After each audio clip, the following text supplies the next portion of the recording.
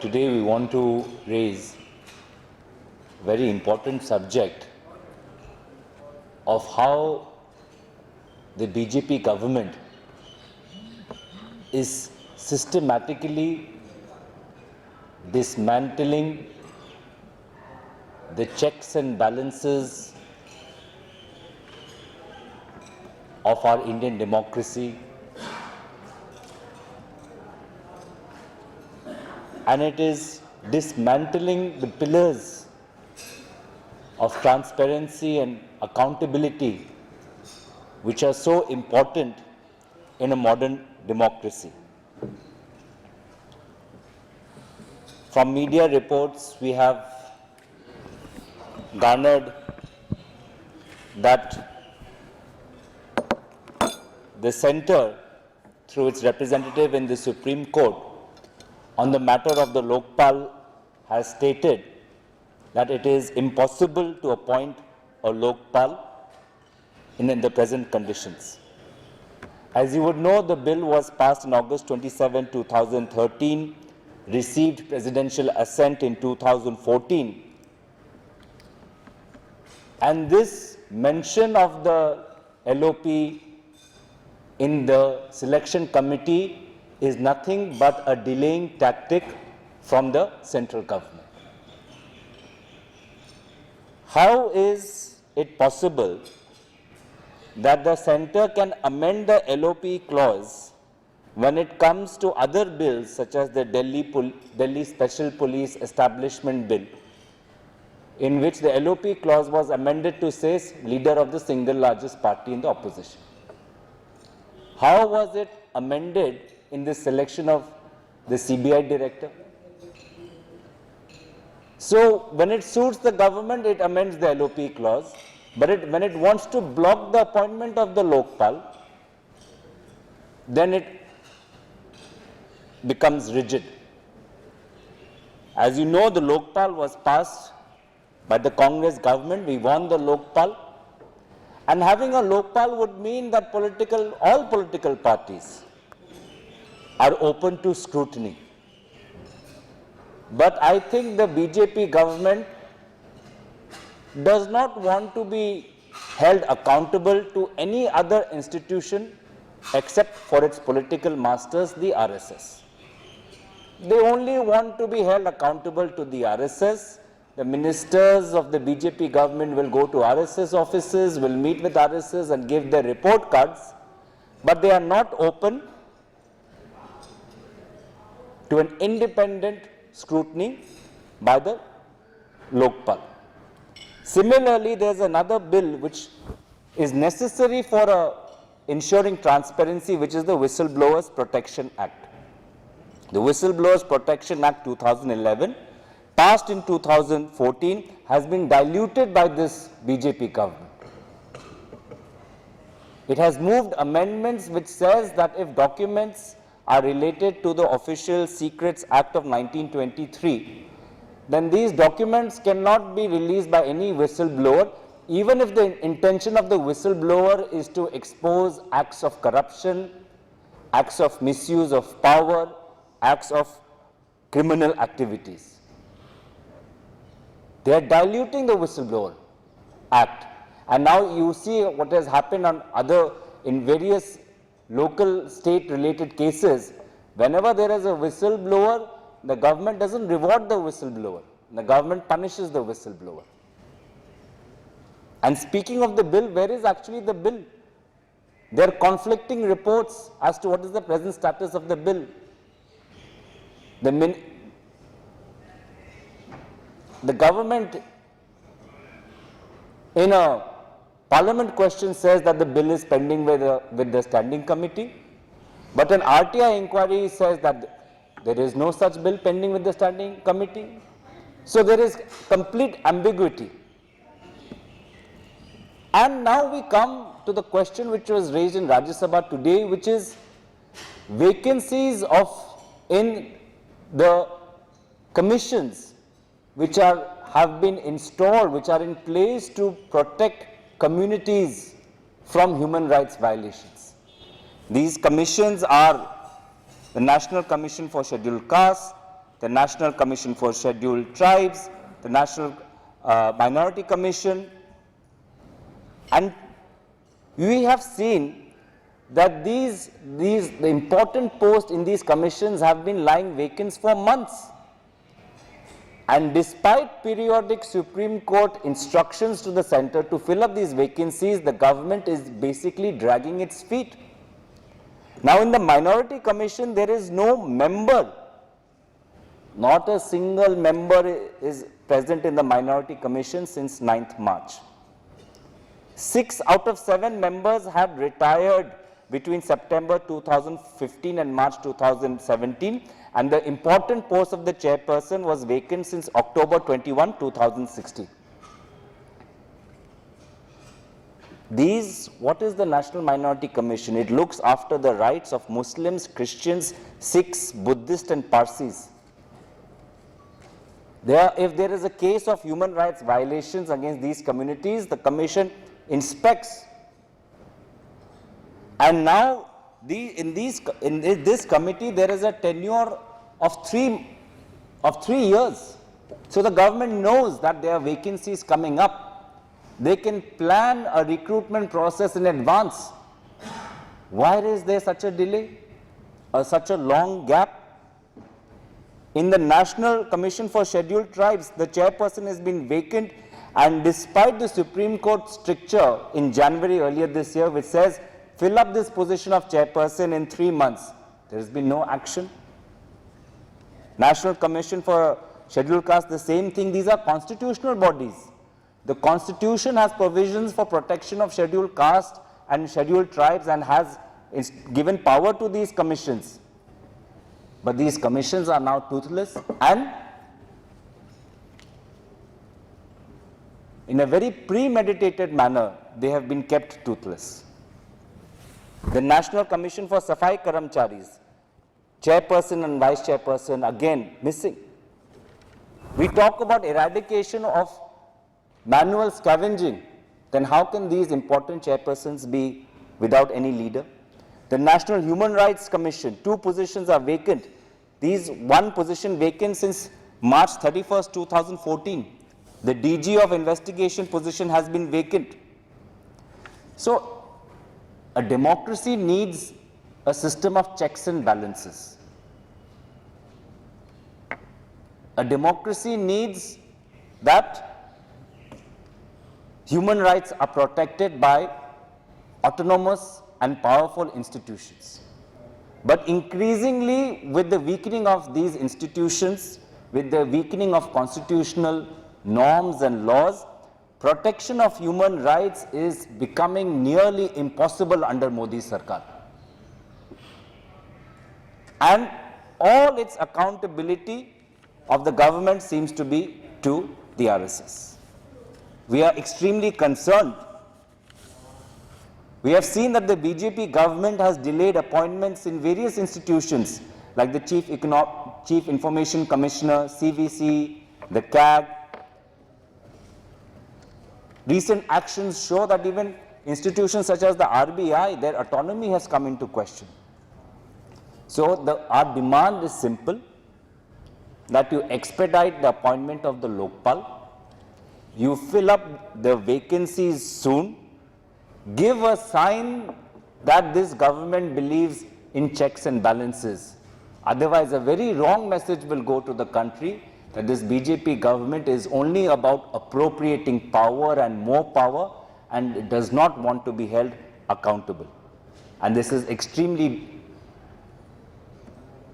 dangerous for our democracy, and it shows a very negative trend. And we appeal to all sections, because a modern democracy needs an independent media, it needs an independent judiciary, it needs autonomous, it needs a vibrant civil society. Only then, collectively, can we make a strong democracy. So with that, I'll just say briefly in Hindi कि हम बहुत ही एक महत्वपूर्ण मुद्दा उठाने की आज हम आपके सामने हम उठाने जा रहे हैं। हमें लगता है कि लोकतंत्र में सबसे ज़रूरी है कि एक system of checks and balances होना चाहिए। जब किसी के पास ज्यादा ही शक्ति आ जाती है, ज्यादा ही पावर आ जाता है, तो उस पावर को अगर हम एक सीमा के अंदर उस पर चेक्स एंड बैलेंस नहीं रख पाए तो हमारे लोकतंत्र के लिए बहुत ही खतरनाक साबित हो सकता है। और जिस प्रकार के हम एक्शंस, स्टेप्स देख रहे हैं बीजेपी गवर्नमेंट से, मुझे लगता है कि ये चेक्स एंड बैलेंसेस का जो माहौल है सिस्टमैटिकली इसको डिस्टेबलाइज करा जा रहा है और अकाउंटेबिलिटी और ट्रांसपेरेंसी की जो बात है वो सिर्फ बात ही रह जाते हैं, उस पर कोई काम नहीं होता। सबसे महत्वपूर्ण है लोकपाल बिल। लोकपाल बिल जो कांग्रेस सरकार ने अगस्त 27, 2013 को पारित किया था, प्रेसिडेंशियल असेंट 2014 में मिला और आज लोकपाल अभी तक अपॉइंट नहीं हुआ। कितने साल हो गए हैं? 3 साल तो हो गए हैं। और केंद्र सरकार अपने सुप्रीम कोर्ट के अंदर अपने प्रतिनिधि के द्वारा कहता है कि लोकपाल को अपॉइंट करना मुश्किल है और वो बात करते हैं कि एलओपी, लीडर ऑफ ऑपोजिशन, आज हम सिलेक्शन कमेटी में नहीं डाल सकते हैं क्योंकि वातावरण ऐसा है। तो ये लीडर ऑफ ऑपोजिशन सिर्फ एक बहाना है, क्योंकि जब सरकार की खुद की बिल आती है जैसे कि Delhi special police establishment act, तब वो एलओपी क्लॉज को अमेंड करके leader of single largest party कर देते हैं। तो वहां पे अमेंड हो सकता है, जहां वो खुद अपनी बिल पारित करना चाहते हैं वहां पे वो अमेंड कर सकते हैं, लेकिन लोकपाल के संदर्भ में वो कहते हैं कि नहीं, इसको अमेंड नहीं किया जा सकता। तो ये साफ एक डिलेइंग टैक्टिक है। ये सरकार चाहती है कि कोई इसको किसी को भी इस सरकार को प्रश्न करने का अधिकार नहीं है, सिर्फ आरएसएस को है। आज बहुत से ऐसे बिल हैं, विसल ब्लोअर्स प्रोटेक्शन एक्ट, जिससे कि अगर सरकार के अंदर किसी प्रकार का एक सीक्रेट करप्शन हुआ है, मिसयूज ऑफ पावर हुआ है, क्रिमिनल एक्टिविटीज हुआ है, तो सरकार का कोई अधिकारी जो एक ऑनेस्ट अधिकारी है, विसल ब्लोअर्स एक्ट के द्वारा वो खुलासा कर सकता है। लेकिन आज इस विसल ब्लोअर्स एक्ट को भी इसको एकदम दुर्बल कर दिया है और ऑफिशियल सीक्रेट्स एक्ट के अंदर कोई भी महत्वपूर्ण डॉक्यूमेंट नहीं, विसल ब्लोअर नहीं पब्लिक में रिलीज कर सकता। इस प्रकार के संशोधन लाए हैं जिससे विसल ब्लोअर्स एक्ट की जो बेसिक मुद्दा है वो खत्म हो रहा है। और हम ये भी नहीं जानते कि विसल ब्लोअर्स प्रोटेक्शन एक्ट कब पारित होगा और उसकी वर्तमान की स्थिति कहां है। सरकार की मंत्री कहते हैं कि स्टैंडिंग कमेटी के साथ है, लेकिन आरटीआई से उत्तर निकलता है कि बिल स्टैंडिंग कमेटी के साथ नहीं है। तो ये बिल कहां है? बिल तो पारित हो गया था 2014 में, लेकिन है कहां? और आज ही राज्यसभा में कांग्रेस दल के नेताओं ने उठाया ये मुद्दा कि बहुत से कमीशंस हैं, जिन कमीशंस का असली मुद्दा है, असली उद्देश्य ये है कि वो हमारे भारत की जो विविधता है, भारत की विभिन्न प्रकार के समाज है, उनका संरक्षण करे, उनकी मानवता की जो अधिकार है उस अधिकार का संरक्षण करे। लेकिन आज मोदी सरकार के इस माहौल में ये सारे कमीशंस की जो शक्ति है छीन ली जा रही है, क्योंकि इन कमीशंस में जो इनके चेयरपर्सन की जो पोस्ट है, वाइस चेयरपर्सन की पोस्ट है, वो खाली है, 3 महीने से खाली है, 2 साल से खाली है। उदाहरण के तौर पे माइनॉरिटी कमीशन जो मुस्लिम, क्रिश्चियन, सिख, बुद्धिस्ट और पारसी समाज के मानव अधिकार के संरक्षण के बारे में काम करते हैं, उसमें तो 9 मार्च से कोई मेंबर ही नहीं है। 9 मार्च से कोई मेंबर ही नहीं है। अक्टूबर 21, 2016 से तो चेयरपर्सन का पोस्ट ही खाली है। In national commission for scheduled tribes, जनवरी में सुप्रीम कोर्ट ने कहा था सरकार को कि 3 महीने के अंदर चेयरपर्सन का पोस्ट में किसी को आप लाइए, वो भी खाली है। National commission for scheduled caste, वो उसका चेयरपर्सन, वहां पे भी बहुत से वैकेंसीज हैं। ये सारे कॉन्स्टिट्यूशनल बॉडीज हैं। संविधान ने कहा है कि शेड्यूल कास्ट, शेड्यूल ट्राइब की संरक्षण करना एक कॉन्स्टिट्यूशनल मैंडेट है, कॉन्स्टिट्यूशनल प्रोविजन है। संविधान के द्वारा इन कमीशंस को शक्ति दिया गया है, पर आज इनकी शक्ति छीनी जा रही है। और जब आपको पता है कि वैकेंसीज आने वाले हैं, जब एक कमिटी बैठती है, चेयरपर्सन, वाइस चेयरपर्सन, किसी का टेन्योर 3 साल होता है, किसी का टेन्योर 2 साल होता है, तो आपको पता है कि एक वैकेंसी आने वाली है, तो आप पहले ही रिक्रूटमेंट का आप प्लानिंग कर सकते हैं। नहीं तो अन्यथा होता क्या है कि एक वैकेंसीज आ जाती हैं, बहुत खाली हो जाता है, फाइल की संख्या पेंडिंग हो जाती है, जो नए सदस्य आते हैं उनको भी तो 2-3 महीने लगते हैं काम समझने में। तो बहुत ही महत्वपूर्ण जो समय है वो समय धीरे धीरे हम उसका उपयोग हम नहीं कर पा रहे हैं। नेशनल कमीशन फॉर सफाई कर्मचारी, जहां पे हम बोलते हैं कि मैनुअल स्कैवेंजिंग खत्म होनी चाहिए, उसमें चेयरपर्सन और वाइस चेयरपर्सन का पोस्ट खाली है। National human rights commission 2 vacant positions हैं, 2 वैकेंसीज हैं। मार्च 31, 2014 से वैकेंसीज हैं। डायरेक्टर जनरल इन्वेस्टिगेशन जो बहुत एक महत्वपूर्ण पोजीशन है वो खाली है। तो मानवाधिकार का संरक्षण आज मोदी सरकार के दिन में नामुमकिन के पास आ चुका है। आज हमें एक 21वीं सदी के लोकतंत्र को चाहिए स्वतंत्र कमीशंस, एक स्वतंत्र जुडिशरी, एक स्वतंत्र मीडिया, एक स्वतंत्र सिविल सोसाइटी, तभी जाके हम सामूहिक रूप से अपने देश की लोकतंत्र की जो शक्ति है बढ़ा सकते हैं।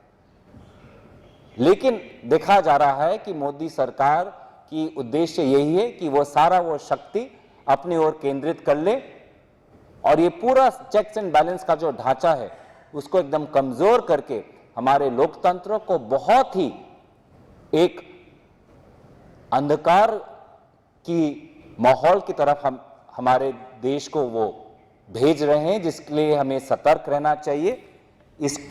उसको हमें गंभीरता से लेना चाहिए। तो यहीं पे मैं अपना ओपनिंग स्टेटमेंट मैं खत्म करता हूं। अगर आपकी कोई सवाल हो तो मैं उसका उत्तर देना चाहूँगा। मैं तो होगा ही नहीं, 3 साल हो जाएंगे।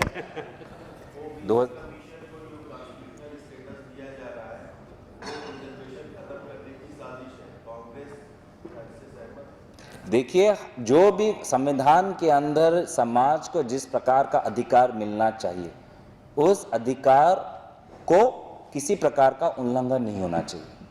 अगर सरकार और समाज के विभिन्न और वर्ग को सहायता करना चाहती है, वो बेशक सहायता करे, लेकिन संविधान के अंदर जो लिखा गया है, जो कॉन्स्टिट्यूशनल प्रोटेक्शन मिल चुका है, उस पर किसी प्रकार का कॉम्प्रोमाइज नहीं होना चाहिए।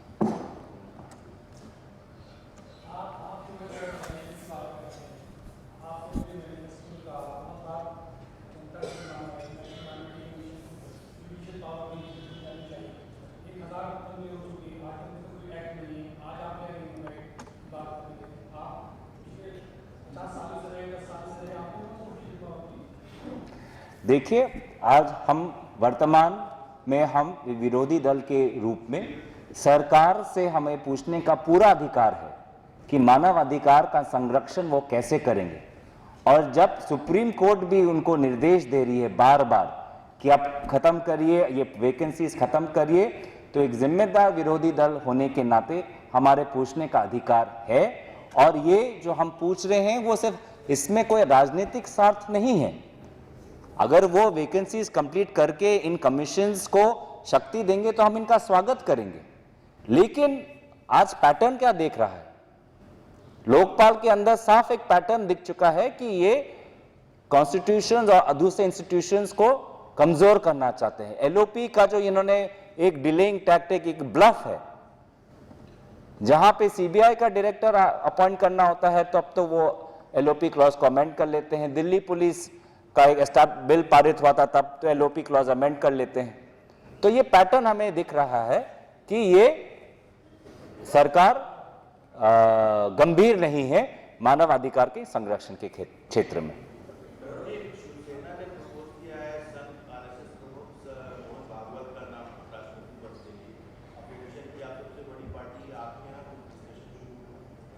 देखिए, शिवसेना की राय पे हम कुछ कहना नहीं चाहेंगे। जरूर आने वाले दिनों में हमारे दल के अंदर विचार विमर्श होगा इसके ऊपर, और उस बात पे हम सही वक्त पे हमारे दल के प्रतिनिधि आपको अपनी बात रखेंगे। नहीं, आपको लगता है कि जिस तरह से भारतीय जनता पार्टी के पास मेजॉरिटी है, उसके उस दृष्टिकोण से विपक्ष राष्ट्रपति चुनाव में पूछना रेलेवेंट है? देखिए, हर चीज पे हमें राजनीति नहीं देखना चाहिए।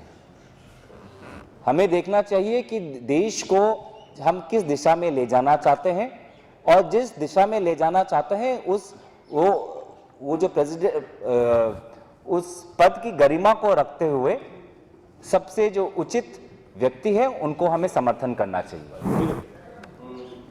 गौरव जी, जीएसटी को लेकर जो बिल्स आने वाले हैं उस पे कांग्रेस कुछ बदलाव की मांग करेगी और जीएसटी जो बिल आए उनका सभी का आप लोग समर्थन करेंगे बदलाव के साथ, और क्या बदलाव है? देखिए, जीएसटी का बिल जहां तक हमें पता है कि कल उसकी चर्चा उस पर शुरू होने वाली है। जीएसटी का बिल काउंसिल में काफ़ी हद तक पारित हुआ है। कुछ प्रश्न ज़रूर हैं कि जो हम उठाने चाहते हैं ताकि एक अच्छा एक जीएसटी हो। कुछ सुझाव हम भी देना चाहेंगे, वो कल के आपकी चर्चा में आपको दिख जाएगा।